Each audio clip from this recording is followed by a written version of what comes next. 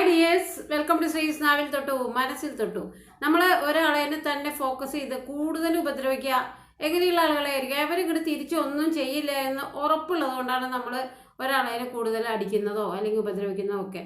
അതുപോലെ തന്നെയാണ് നമ്മുടെ മിനിക്കുട്ടി വീണ്ടും ഓടിത്തുടങ്ങി. അവരുടെ വീഡിയോകൾ പരിശോധിച്ച ഏകദേശം 90% വീഡിയോകളും അമൽ VR ലവ് അവരെ ഫോക്കസ് ചെയ്തിട്ടാണ്. അവരെ ഏറ്റവും അധികം മോശമായ രീതിയിൽ കുറ്റം പറഞ്ഞിട്ടുള്ള വീഡിയോകളാണ് അവരുടെ 90%. ശരിക്കും പറഞ്ഞാൽ അവർ യൂട്യൂബ് വീഡിയോ എന്ന് 1 രൂപയുടെ വരുമാനം നേടി അതുകൊണ്ട് എന്തെങ്കിലും ഭക്ഷണം കഴിച്ചിട്ടുണ്ടെങ്കിൽ അത് കഴിക്കുന്നതിന് തൊട്ട് മുമ്പ് അവർ ഓർക്കേണ്ട പേരെന്ന് പറയുന്നത് അമലിൻ്റെയാണ്. കാരണം അമലിനെ വെച്ചിട്ടുള്ള വീഡിയോകളാണ് അവരുടെ ഏറ്റവും കൂടുതൽ റീച്ച് കിട്ടിയിട്ടുള്ള വീഡിയോകൾ.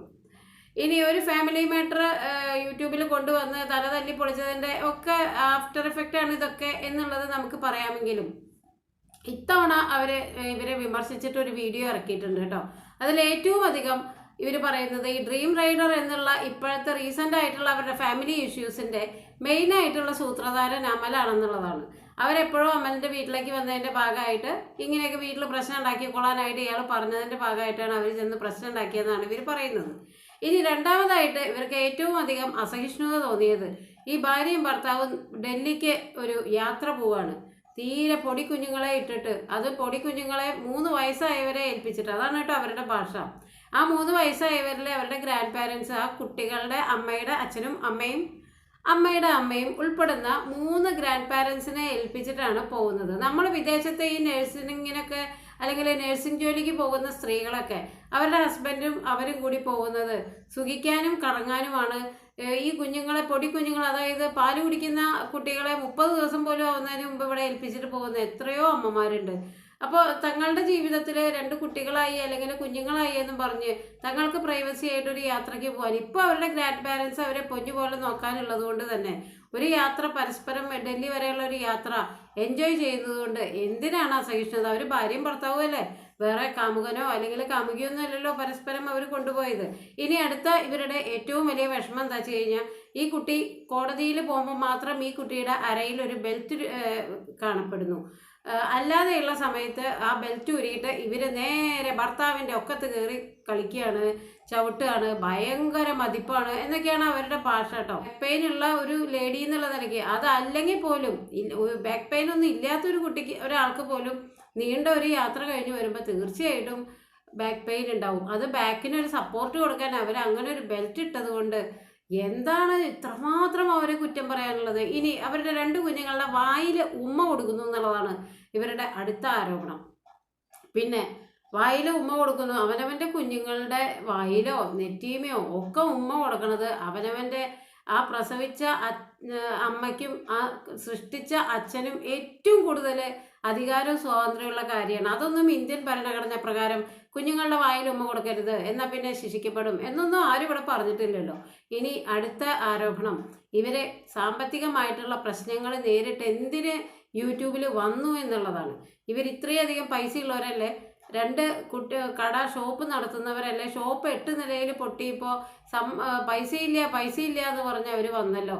പൈസയില്ല എന്ന് പറഞ്ഞ് സകല കാര്യവും ദാനം മേടിച്ചിട്ട് ഇവരുടെ ഓപ്പോസിറ്റ് നിൽക്കുന്ന വിഭാഗം ജീവിക്കുന്നതൊന്നും ഇവർക്കൊരു പ്രശ്നമേ അല്ല. ഇവർ പറയുന്ന അടുത്ത കാര്യം, ഈ ഡൽഹിയിലേക്ക് 2 പിഞ്ചു കുഞ്ഞുങ്ങളെ ഉപേക്ഷിച്ച് പോയ ഒരമ്മയാണോ? അവരാണോ അമ്മ? ഇവരുടെ അമ്മ ഇവരെ ചെറുപ്പത്തിൽ എപ്പോഴെങ്കിലും വിട്ടുപോയിട്ടുണ്ടാവോ? അവരെ എപ്പോഴും അവരെ കൊണ്ടു നടക്കുന്നില്ലേ? അതെ, അവർ നല്ല അമ്മയായതുകൊണ്ടാണ് അവർ രണ്ടാമത് ഭർത്താവ് മരിച്ചപ്പോൾ ഉടനെ ഒരു ജീവിതത്തിലേക്ക് പ്രവേശിക്കുന്നു.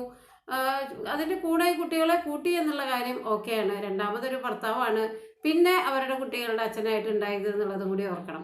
അപ്പോൾ അവരും മാതൃകയായിട്ടുള്ള അമ്മയിൽ കൂട്ടാൻ പറ്റിയ ആളാണോ എന്ന് എനിക്കറിയില്ല. അവർ പറയുന്നത് അവരാണ് മാതൃകയായിട്ടുള്ള അമ്മ എന്നുള്ളതാണ്. അവർ ഏറ്റവും കൂടുതൽ അസഹിഷ്ണുത പ്രകടിപ്പിക്കുന്നത് ഇവരുടെ ഷോർട്ട് കണ്ടിട്ടാണ് കേട്ടോ. കുട്ടികളെ ഉമ്മ വയ്ക്കുന്ന രീതിയിൽ ഭാര്യയെ ഉമ്മ വയ്ക്കുന്നു, അയാൾ എളിയിൽ ഇവൾ ചാടി കയറുന്നു, ഇതൊക്കെ കണ്ടിട്ട് ഇവർക്ക് ഇങ്ങനെ വല്ലാത്ത വിഷമമാണ്. കാരണം ഏകദേശം ഒരു 40 വയസ്സിൻ്റെയൊക്കെ അടുത്ത ഒരു സ്ത്രീ, 40 ആണെന്ന് തോന്നുന്നു, എനിക്ക് അവരുടെ വയസ്സ് മനസ്സിലാവുന്നില്ല.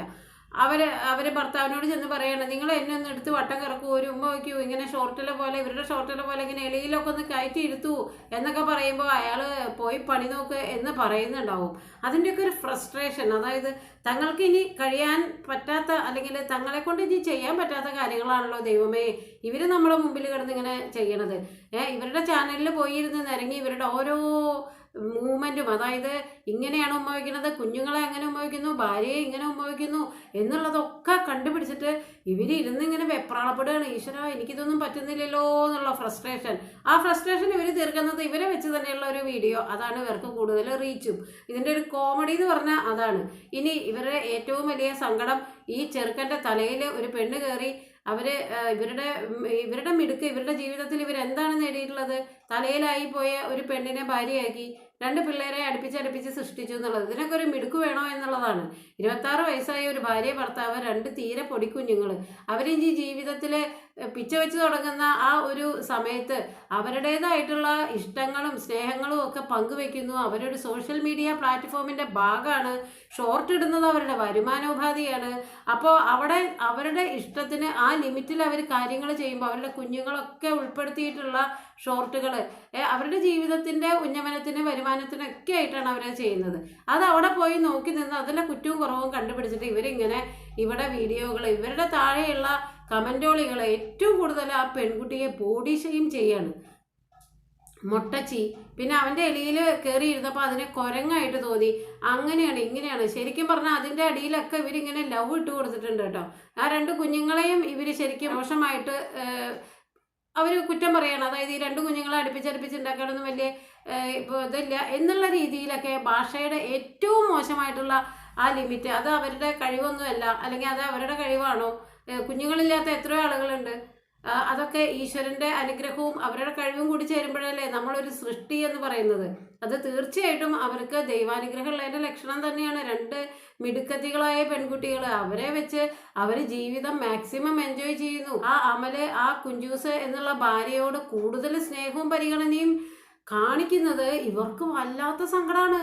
ഇവരുടെ മകനും മരുമകളും ആണെന്ന് തോന്നും ഇവരുടെ ആ ഒരു ആറ്റിറ്റ്യൂഡ് കണ്ടു കഴിഞ്ഞാൽ.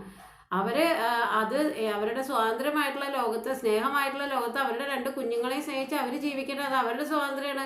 അവൻ്റെ ഭാര്യേനെ ഇങ്ങനെ പിടിക്കാൻ പാടില്ല, അവൻ്റെ ഭാര്യേനെ ഇവിടെ ചുംബിക്കാൻ പാടില്ല. അവൻ്റെ കുഞ്ഞുങ്ങളുടെ വായിൽ ഉമ്മ കൊടുത്തത് ഇവർ വിദ്യാഭ്യാസമുള്ള ആൾക്കാരാണോ? ഒരച്ഛനും അമ്മയും സ്നേഹവായ്പോടു കൂടി തങ്ങളുടെ മക്കളെ ഉമ്മ വയ്ക്കുമ്പോൾ അതിൽ അമ്മ BA ആണ്, അച്ഛൻ MA ആണ് എന്നൊക്കെ രേഖപ്പെടുത്തിയിട്ടുണ്ടാവും. അതൊക്കെ ഉള്ളിൻ്റെ ഉള്ളിൽ നിന്ന് വരുന്ന സ്നേഹമാണ്. പിന്നെ ഇവർ പറയുന്നുണ്ട് അവർ ഈ വീഡിയോയുടെ മുമ്പിൽ മാത്രം 2 വശത്തും കെടുത്തി തലോടലാണ്.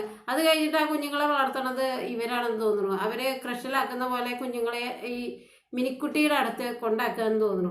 അവർ തന്നെയല്ലേ ആ 2 കുഞ്ഞുങ്ങളെ നോക്കുന്നതും ആ 3 മുതിർന്നവരെ അവരുടേത് കഴിവിൻ്റെ പരമാവധി, ഓരോരുത്തർക്കും ഓരോ ഹെൽത്ത് പ്രോബ്ലം ഉണ്ടാകുമ്പോഴൊക്കെ ആ വീടിനെ താങ്ങിക്കൊണ്ടു പോകുന്നത് ആരാണ്? ഇവർ ചോദിക്കുന്നുണ്ട്, എന്താണ് ഇവർക്ക് ഇത്ര സാമ്പത്തിക ഭാരം?